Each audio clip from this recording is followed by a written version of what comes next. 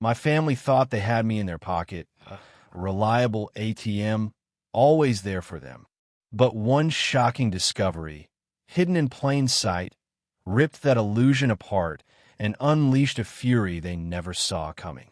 Honestly, if I had any lingering doubts about where I truly stood with my parents, they vanished the day I stumbled upon their will.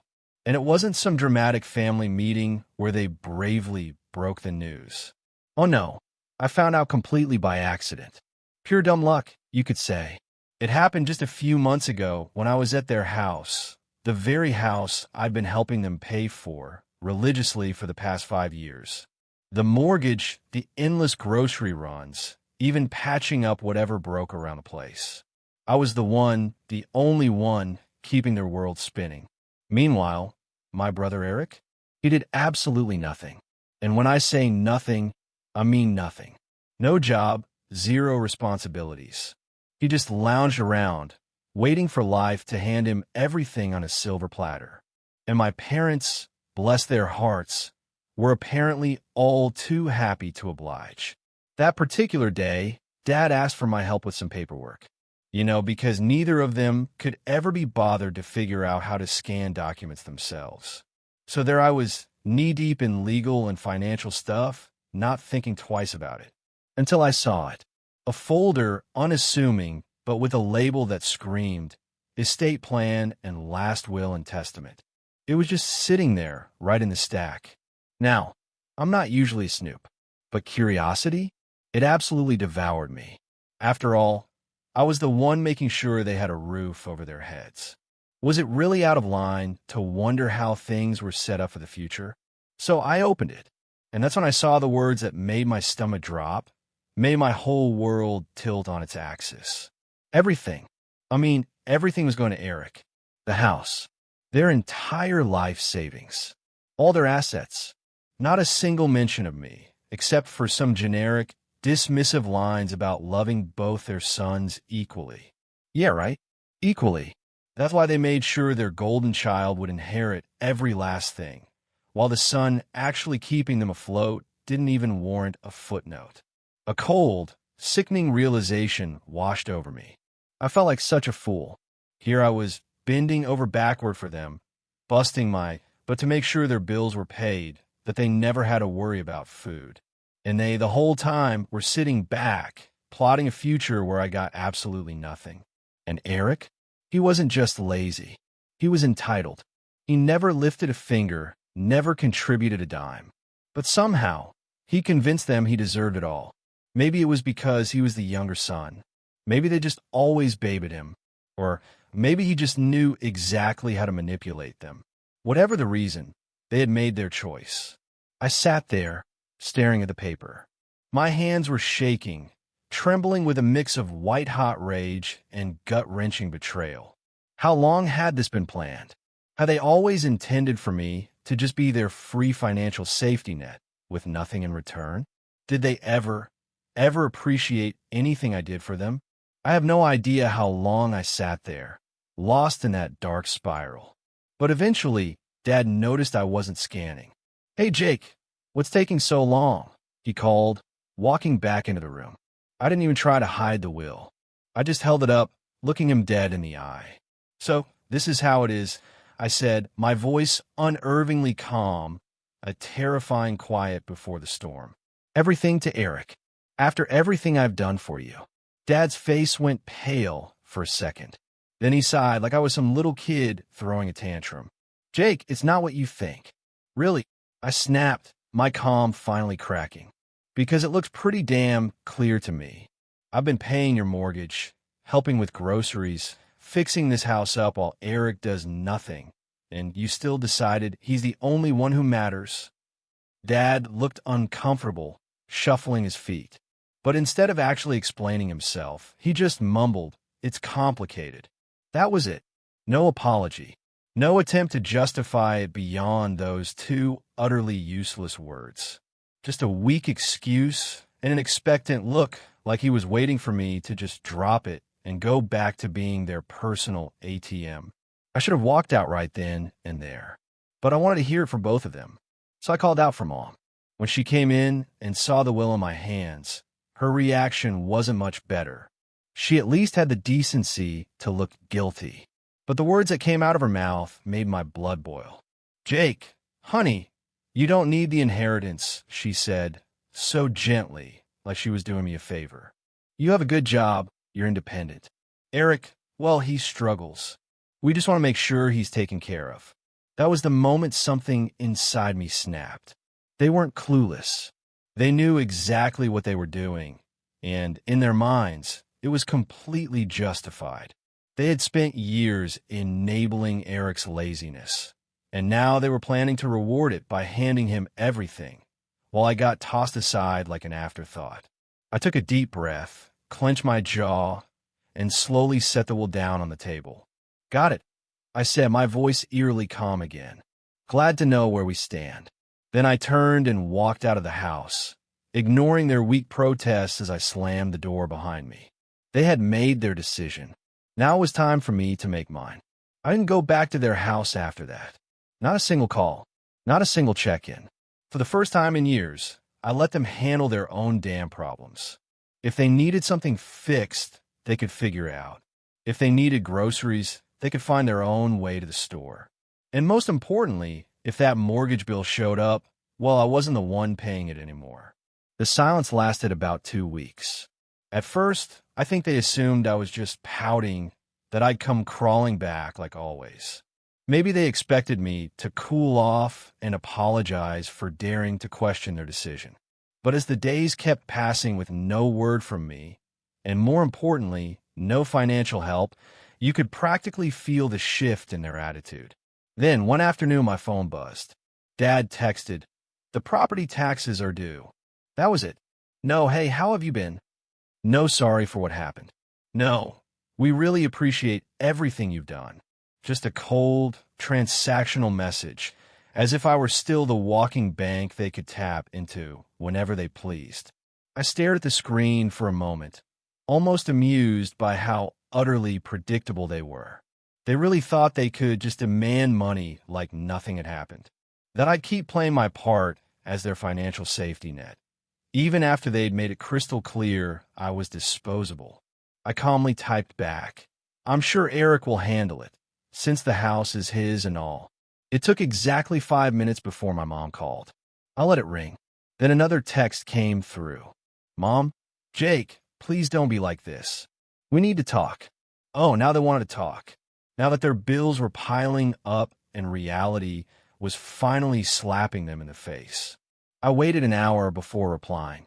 "There's nothing to talk about. You made your choice. Now you can live with it." I figured that would be the end of it for the day. I had made my stance crystal clear, and there wasn't a single part of me that felt guilty about it. But then Eric decided to chime in.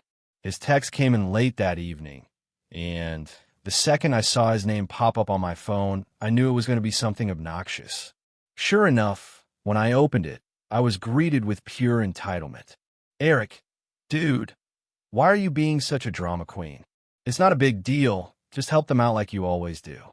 I nearly laughed out loud. Not a big deal. He was really acting like I had no right to be mad about this. I typed back, "No, I think you've got it covered, since you're the favorite and all." Eric, "Oh my God, are you seriously mad about the will? Grow up, man. It's just money." Oh, now it was just money. Now that it was his to inherit, it suddenly didn't matter. The hypocrisy was astounding. I shot back. "Then you won't mind using some of that money to pay for the mortgage, right?" Silence. A few minutes later, my mom texted me again. This time, going full guilt trip mode. "Mom, Jake, we're parents. Family takes care of each other. We did so much for you growing up, and now you're just abandoning us." I had to take a deep breath to stop myself from throwing my phone across the room. Abandoning them? I had spent years making sure they never had to struggle, all while they coddled Eric and rewarded his laziness. And now that they finally had to deal with the consequences of their own decisions, I was the bad guy. I wasn't falling for it. Not this time. I responded, "You made it clear I wasn't part of the family when you left me out of the will. Now Eric can take care of you." I could almost imagine my mom gasping dramatically at that. She always had a flair for acting like the victim, even when she was the one in the wrong. A few minutes later, my dad sent another text, and this one had me seething. Dad, we're not asking for much, just enough to cover the mortgage for a few more months until we figure things out. Don't be selfish. Selfish. The word made my blood boil. I had been bailing them out for years, sacrificing my own money, time, and energy to make their lives easier. I had done everything a good son was supposed to do. And how did they repay me?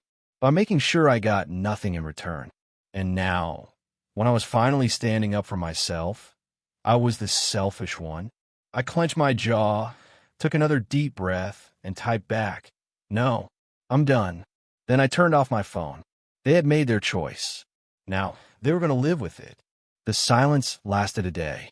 I knew my parents wouldn't give up that easily, but I wasn't expecting what happened next. The next morning, I woke up to a notification on my phone, a bank transfer request. I frowned, unlocking my phone to check. It was from my mom. She had actually sent me a request for money, like I was some ATM. The amount? $3,500. I stared at it in disbelief, half laughing at the sheer audacity. No message, no explanation, just a cold, shameless demand for the exact amount they needed to cover their overdue mortgage. They weren't even asking anymore. They were just assuming I'd cave. I declined it without hesitation. Not even 5 minutes later, my phone rang. It was Mom. I let it ring. Then came another text. "Mom, Jake, I know you saw the request. Why did you decline it?" I took my time before replying, because it's not my responsibility. Try Eric. Another call. Declined. Then another text. "Mom, we're going to lose the house if you don't help us." Oh, now it was an emergency. After all those years of treating me like a walking wallet, now they were finally facing the consequences. I typed back, "Maybe you should have thought about that before deciding I didn't matter." A few seconds later, Dad chimed in. "Dad, you're really going to let your parents become homeless?" That one actually made me laugh out loud. The manipulation was so blatant, it was almost funny. They weren't broke. They weren't about to be thrown onto the streets. They just didn't want to dip into their own savings because they were so used to me covering everything. I ignored them for the rest of the day. That night, I got a text from Eric. "Dude, just send them the money already. You're making this a bigger deal than it is." I clenched my jaw. This entitled little prick really thought he could lecture me? I typed back, "You mean the same money you're inheriting? Why don't you send it?" His response came fast. "Eric, you know I don't have that kind of cash right now, right?" Oh, so now it was about affordability. He was perfectly fine with me draining my accounts, but the second it was his turn, suddenly, he had nothing to offer. I replied, "Guess you better figure out then, bro. You're the one they chose." No response. I went to bed feeling oddly at peace, like I had finally broken free from years of manipulation. But the next day, things escalated. I was at work when I got a call from my apartment's front desk. "Hey, Jake. Your parents are here." I nearly dropped my phone. "What?" She hesitated before adding, "They're saying it's an emergency and that you won't answer their calls." Oh my God. They showed up at my apartment just because I stopped paying their bills? I took a deep breath, pinching the bridge of my nose. "Please don't let them up. I'm not expecting them." There was an awkward pause. They're being kind of pushy." I clenched my jaw. "I don't care. They can leave." I hung up and immediately got a text from Mom. "We're downstairs. Open the door."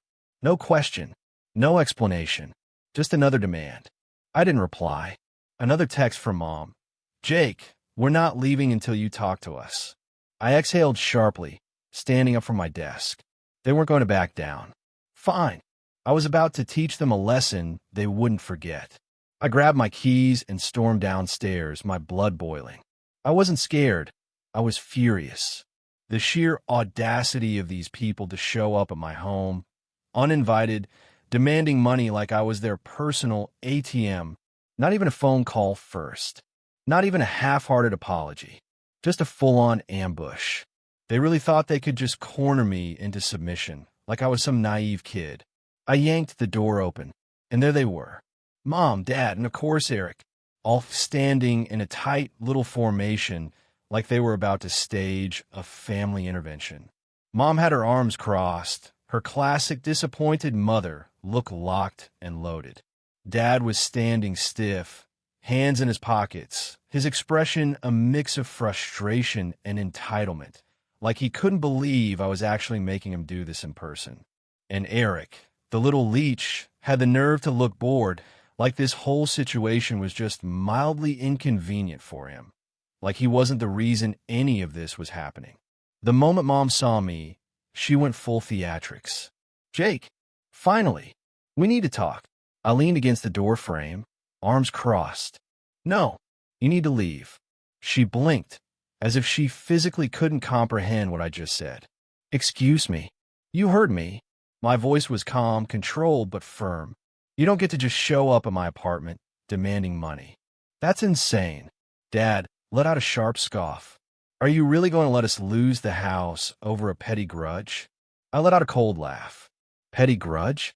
Oh, you mean the one where you decided I was good enough to pay your bills, but not good enough to be in your will? That grudge." Mom gasped, clutching her chest like I had just slapped her. "Jake, that's not fair. We only did what we thought was best for the family." I tilted my head. "Best for the family? You mean best for Eric? Just say it." Silence. A long, heavy silence. Eric, who had been weirdly quiet up until now, finally spoke up. "Look, man, I don't even want to be involved in this. I didn't ask for anything." I turned to him, finally letting loose. "No, you just sit back and take everything that's handed to you. You're 28 years old. Eric, get a damn job." His face turned bright red. "Dude, what the hell?" I took a step closer. "You heard me. You want to inherit the house. Start acting like a homeowner. You want to be the golden child? Start paying their damn bills. I'm done being your personal bank." Eric looked away, suddenly very interested in the pavement. Mom took a deep breath, recalibrating her guilt trip. "Jake, he's your brother." I nodded. "Yep, and I've supported him longer than you ever have." Dad's face darkened. "You're being selfish." I laughed. A real, genuine laugh. "Oh, that's rich coming from you." I gestured between them. "You two decided that Eric deserved everything and I deserved nothing. And now that it's time to pay the price for that choice, you're trying to manipulate me into fixing it for you? Not happening." Mom's voice sharpened. "We thought you'd be mature about this." I raised an eyebrow. "Mature? You mean quietly accept that I was betrayed and keep paying your bills? Because let's be real, that's what you wanted." Dad stepped forward, trying to loom over me like he used to when I was a kid. "Jake, we raised you. We fed you, clothed you, gave you everything. The least you could do is help us now." I looked him dead in the eye. "I already did. For years. And you repaid me by cutting me out." Mom's lip trembled. "We thought you'd understand." I exhaled, shaking my head. "Oh, I understand perfectly. I understand that I was never family to you. Just a paycheck." Silence again. A suffocating, undeniable silence. I turned to Eric, who was still pretending to be invisible. "And you? What's your excuse? You had years to grow up, to get your life together, to contribute. But you didn't, because you knew they'd take care of you. And when they're gone, you just expected me to step in. Huh?" Eric finally snapped. "What do you want me to say, man? I didn't ask for this." I nodded slowly. "Right? You didn't ask. You just benefited." His mouth opened, then closed. Nothing. He had nothing. Mom tried one last guilt trip. "Jake, we're family. Family takes care of each other." I stared at her for a long moment before answering. "Exactly. So why didn't you take care of me?" She froze. No words. No comeback. Nothing. I let out a slow breath, feeling lighter than I had in years. "We're done here." I turned and walked back inside, closing the door behind me. Before I even made it back to my couch, my phone buzzed. A new text from Dad. "Wow. After everything we've done for you, you're really going to abandon us?" I smirked, typing back, "No. You abandoned me. I'm just finally accepting it." I hit send. Then I blocked their numbers. But I had no idea that blocking them was only going to make things worse. It didn't take long for things to spiral out of control. Less than a day after I blocked them, I started seeing posts on Facebook. My parents had never been the most tech-savvy, but they sure knew how to air their grievances online, especially when they were feeling self-righteous. At first, I thought it was just my parents being dramatic. I mean, that was their go-to move, airing out family drama for everyone to see. But the longer I scrolled through their feeds, the more I realized this wasn't just about me not helping with bills anymore. The posts were disguised as loving family updates, but they were thinly veiled shots at me. Mom had posted something about how she didn't raise her son to be so selfish, and how true family helps each other no matter what. A few of her friends commented along the lines of how I was a disappointment and so out of touch with what really matters. Then Dad chimed in with his own post. So-called fam should never turn their back when you need them most. We gave everything to our children, and this is how we're repaid. My son, who should be helping us in our golden years, has chosen to abandon us. He even tagged me, adding a passive-aggressive, "I hope you're happy" at the end of it. But the real kicker came from Eric. I should have known he'd get in on the drama. He shared a post that was brimming with falsehoods. Some people think that family is just about money. They don't understand that family is about love and sacrifice. I'd do anything for my parents, but some people just don't get that.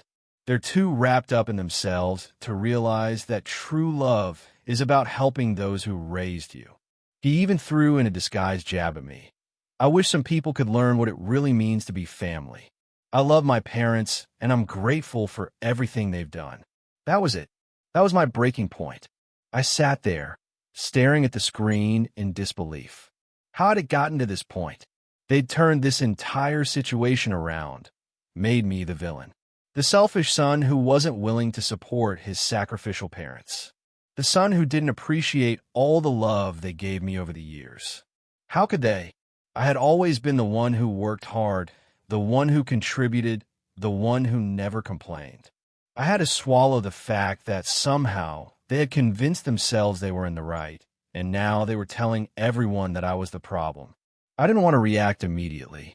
I took a step back, collected my thoughts, and waited for a few hours. I wanted to make sure I didn't just rush into something out of anger. But the more I thought about it, the more I realized that I couldn't let them get away with this. If they were going to drag my name through the mud, I was going to set the record straight. So I pulled out my phone and I started typing. I opened my own Facebook account, the one I kept for close friends and real family, and I posted a lengthy update. I wasn't interested in playing their game. I didn't want to get bogged down in petty back and forths. What I wanted to do was tell the truth. Here's what I wrote. I know I've been quiet for the past couple of days, but I can't stay quiet any longer. My biological family has been sharing a lot of things online about me that are simply not true. They portrayed me as the villain, the selfish one who refuses to help my parents in their time of need. I'm here to set the record straight. I've always helped my family. From the moment I could get a job, I've been the one helping with bills, paying for groceries, and supporting them in every way I could. But there comes a point where you can't keep giving without being respected. Over the years, I've watched my parents favor Eric, giving him everything. The house, the money, the attention. Meanwhile, I was expected to just keep giving without ever being considered as equal. I'm sure some of you might be reading this and thinking, well, that's just how family works. But here's the truth. Family should be a two-way street. When I found out that my parents left everything to Eric in their will, I realized how one-sided this entire relationship had been. They didn't even consider me. Not even for a moment. They've made it clear that I'm just the one they can count on when things get rough, but never the one they actually want around unless it's convenient for them. For years, I've been the one funding their lifestyle. I've paid for vacations, chipped in for bills, and even helped out with things like the house taxes. And for what? To be treated like a backup plan? I'm done. I'm not just some wallet they can pull money from whenever they need it. I'm a human being, and I deserve respect. I've earned the right to be treated like I matter, not just when they need something from me. As for Eric, it's time for him to grow up. He's 28 years old, and he's never worked a day in his life. He's never taken responsibility for anything. My parents have enabled him for so long that it's no surprise he's the one they favor. But here's the thing. He's had plenty of time to get his life together, and now it's time for him to stand on his own 2 feet. To everyone who has been following this drama and supporting my parents, you need to understand that there's always 2 sides to every story. Yes, family is important, but it's also about mutual respect. I've given enough for a lifetime, and I'm not apologizing for taking a step back. This is not me turning my back on family. This is me finally choosing myself. And to my parents, I wish you the best. But I am done being your doormat. I hit post, and instantly, I felt a sense of immense relief. For the first time in my life, I was telling the world the truth about my family, about how they had taken advantage of me for years, how they had always expected me to be the one to save them without ever once thinking about what I needed. I wasn't going to let their narrative control my life anymore. The reactions were instant. Some people who I hadn't talked to in years came forward to express their support. A few of my cousins, friends of my parents, even some distant relatives like the post, sending me private messages telling me they were sorry for what I had been through. It felt so freeing to finally have the truth out there, not buried under guilt trips and manipulative behavior. But then came the backlash. My parents and Eric went ballistic. Eric messaged me, "You're a traitor. You really had to air all our business out like this? You have no respect for family." Dad called me, practically yelling into the phone, "You've ruined everything, Jake. You'll regret this. You'll regret cutting us off. You'll regret turning your back on your own family." But I didn't regret it. Not for a second. I blocked them all. I was done. And for the first time in my life, I was free. Free from the toxic grip that had held me for so long. As the days passed, I could feel the weight lifting off my shoulders. I was done with being treated as less than. I was done with being the one who was always expected to fix everyone else's problems. And now, I finally had the freedom to live my own life on my terms. So no, I don't feel bad for cutting them off. I deserve better. I still do. And from now on, I'm choosing to surround myself with people who appreciate me for who I am, not for what I can give them. It's time for me to move forward for good. And I absolutely will.